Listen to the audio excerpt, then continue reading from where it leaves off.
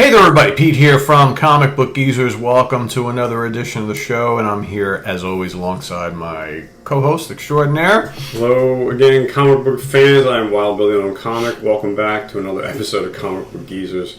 We're kicking into Halloween spirit. We're doing inside the cover of our horror comics. All throughout the month of October, you guys are getting it good this month. Or you can skip it if you don't like horror books and you're a fraidy cat. But we're guessing by the views of all of our horror comic shows that you guys do. So I'm going to go off with this one. Probably one of the greatest covers of any horror comic book. This is actually a reprinted cover from a book, I think, in the 50s.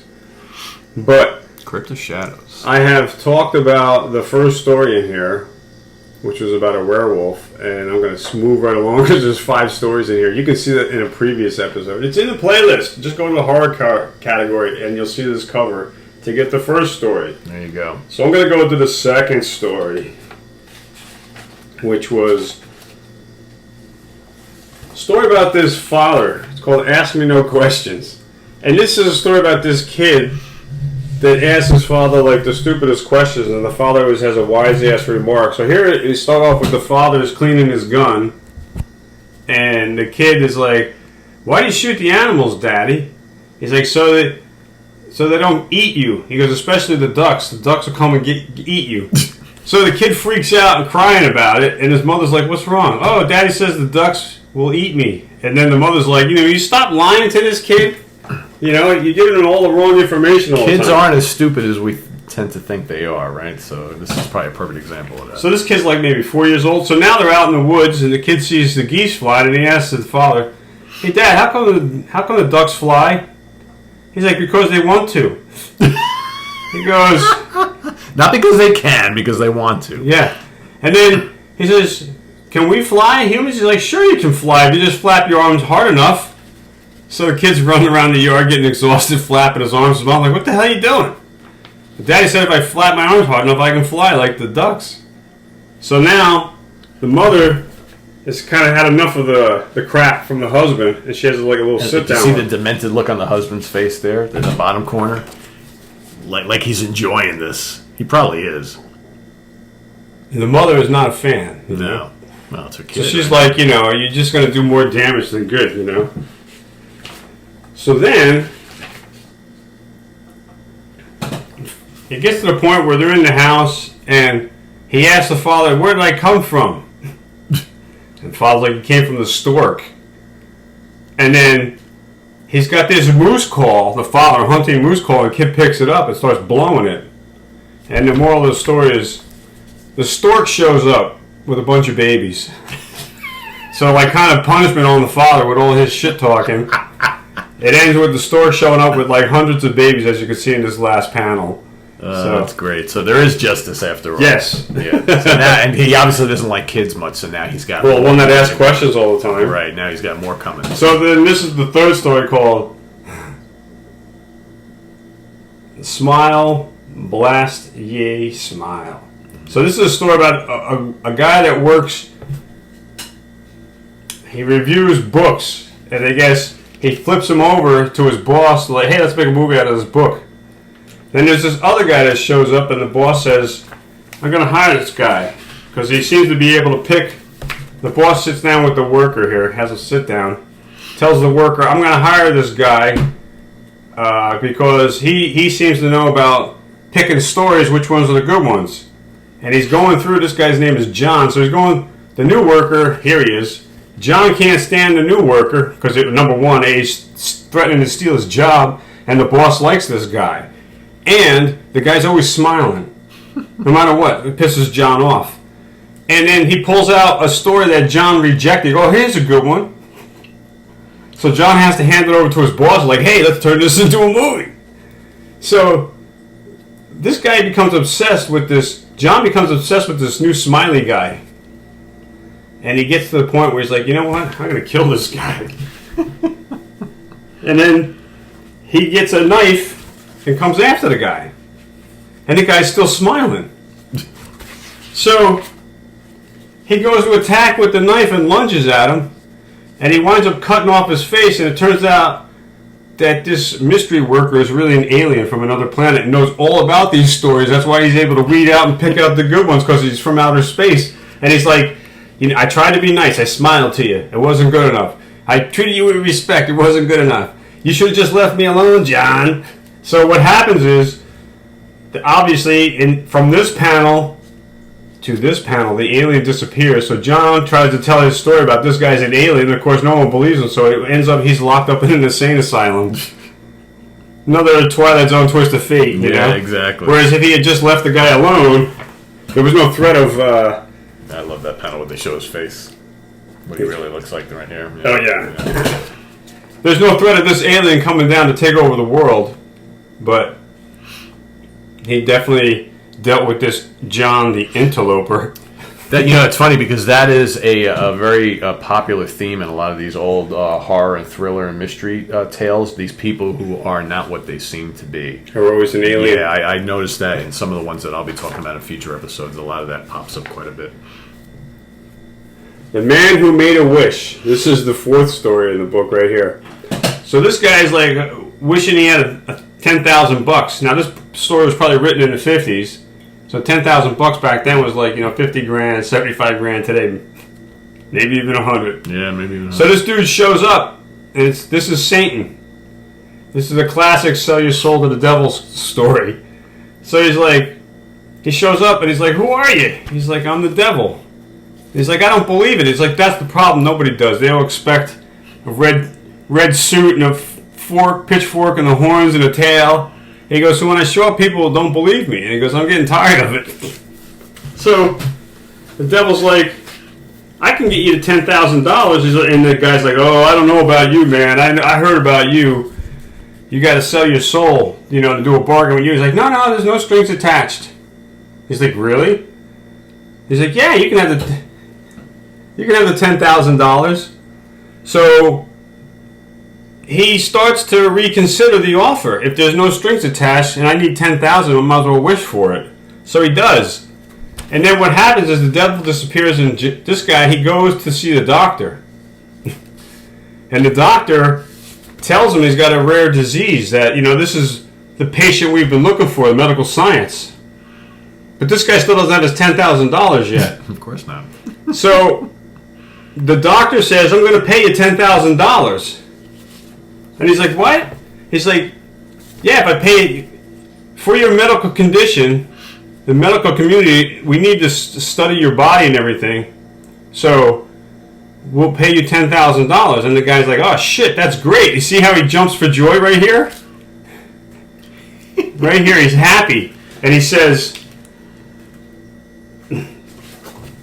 nobody... 10,000 then it came true. I mean, gosh, I can't believe it. So this is what he meant. He kept his word, and I don't have to pay him back at all. And the doctor's like, I beg your pardon? He's like, oh, nothing. So he's like all happy that I got his money, and he's like, I don't care about when I'm dead, And then the doctor says, well, you've got this rare disease, you only got like a month to live, so you probably won't live long enough to spend all $10,000. So that's how it ends. Careful what you wish for, right? Yes. Yeah, you can have all the money in the world, but if and at the end, he's signing a document down here for the money, and it's obviously part of the contract with Satan. Yeah. So now he's got his signature. Yeah. And then the guy tells him that you're not going to live long enough. You've got such a rare disease. And that look says it all. He's all sweating, his eyes popping out of his head. It's like, oh crap. Yeah. Well. Thanks for being on our show. Who's next? Might as well show a page of ads while we're here. Gotta go. Could do that. Throw that in. There we go. Bicycle Moto X. Whatever that is. Motocross. Oh, motocross. Okay. Moto X. That's what it said. Yes. Okay, then we got Deep Grave, Cold Grave. Now here's this guy working in a funeral parlor, and he's polishing this casket. That's all he's doing, right? That's his job. And then when he wants to get paid, the owner of the mortuary is like, I'm not paying you. I'll give you this coat. Oh, this is a good story. I remember this one. Yeah. So the guy's like, what the fuck? So he goes out and throws the coat away. But then he gets cold one night, right? The same night he gets cold, so he goes back to the trash can to find the coat. And the thing is that he's a bum, but this coat makes him look like a bigger bum. People just assume, yeah, you're worthless, you're a vagrant. So he reaches inside the pockets and he finds that the coat has money in it. Yeah, a good amount of money too. And that's right here, this bottom panel. So now he's like, you know what? I'm going to live it up. So he wants to go to like a fancy restaurant to eat because, he doesn't eat every day, being poor. So he wants to get into the fancy restaurant, so he throws the coat away and wears his nice clothes. Throws the coat away, gets inside the restaurant, orders everything on the menu, a la carte. Then when it comes time to pay, he's got no money. Because the money's in that magical coat. That's right. So now he's got to wash dishes to pay off the fine, So he winds up working all night doing dishes. And the guy's like, if you ever do that stunt again, I'll have you arrested. So he goes walking through the snow again, and he finds the coat. And it's got money in it. But what happens is, when he wears the coat to stay warm, he winds up dying in the cold from the elements. And here he is in the funeral parlor. So it's one of those damned if you do, damned if you don't stories. So, and this is the first story, which was in the book. I'll give you the Cliff Notes version. We did a whole video on this book, which is in the horror sections of our playlist. Yes. So check it out. It's a story about a werewolf who wants to be taken to an island. He has a rowing champion.